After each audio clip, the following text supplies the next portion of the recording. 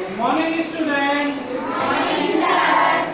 बच्चों, आज हम प्रतिरोधकों का श्रेणी क्रम संयोजन के बारे में समझेंगे। ओके, देखिए सबसे पहले हमें एक विद्युत परिपथ बनाना है। क्या बनाना है?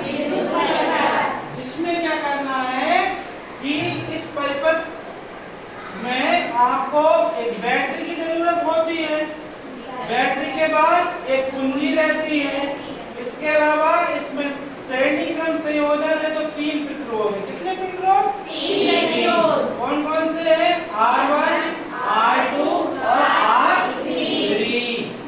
इसमें I धारा बह रही है। कौन सी धारा बह रही है?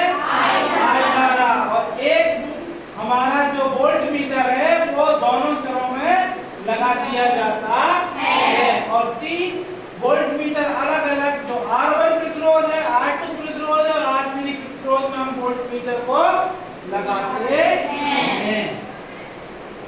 अब इसकी थ्योरी हम किस प्रकार लिखेंगे?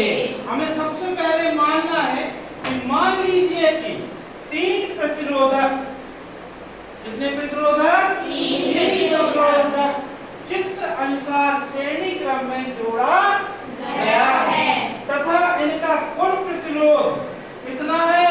R है। 3 प्रतिरोधक कौन से हैं? ये हैं R1, R2 और R3। इस परिपथ को बैटरी से V वोल्ट का विभवांतर दिया जा रहा है। ये है बैटरी आपकी, इसमें कितने वोल्ट का विभवांतर है? V वोल्ट का। ये विभवांतर देंगे तो धारा प्रवाहित होगी। क्या होगी?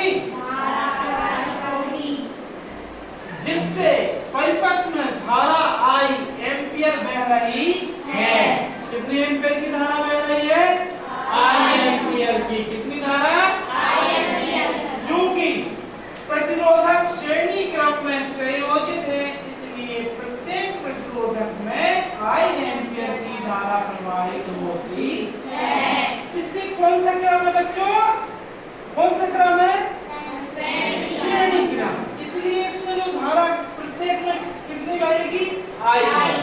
कितनी धारा बहेगी? I धारा बहती है। अब हम क्या करेंगे? पुनः मान लीजिए कि प्रतिरोधकों के सिरों के बीच विभवांतर कितना है? V। क्या है? दोनों सिरों के बीच में V विभवांतर है। अलग अलग देखें तो प्रतिरोध R1 में V1, R2 में V2 और R3 में V3 विभवांतर होता है। अब हम क्या करेंगे? कुल विभवांतर कितना है? V इक्वल टू हमारा विभवांतर, अलग अलग प्रतिरोध का अलग अलग विभवांतर क्या है? V1, V2, V3। इन तीनों को जोड़ देते हैं। अच्छा, इस विभवांतर के कारण हमारी जो धारा बह रही वो क्या थी? I। और प्रतिरोध, कुल प्रतिरोध कितना है? R। इक्वल टू क्या हो जाएगा? I R1 plus I R2 plus I volt. अब देखते हैं हम क्या कर सकते हैं। इसमें देखो I हमारा कॉमन है। I हमारा कॉमन मतलब धारा एक समान ही सब में बह रही है, इसलिए I को बाहर निकाल लेते हैं। अंदर क्या बचता है? R1 plus R2 plus R3 प्रतिरोध बचते हैं। I, इस I का पक्षांतर करेंगे, नीचे आ जाएगा, I से I कट जाएगा तो क्या बचेगा? R2 3। अब आपका समीकरण श्रेणी क्रम का क्या प्राप्त होता है? R equal to R1 plus R2 plus R3 प्राप्त होता है। इस प्रकार यह श्रेणी क्रम का संयोजन हम समझ चुके हैं। Okay, thank you.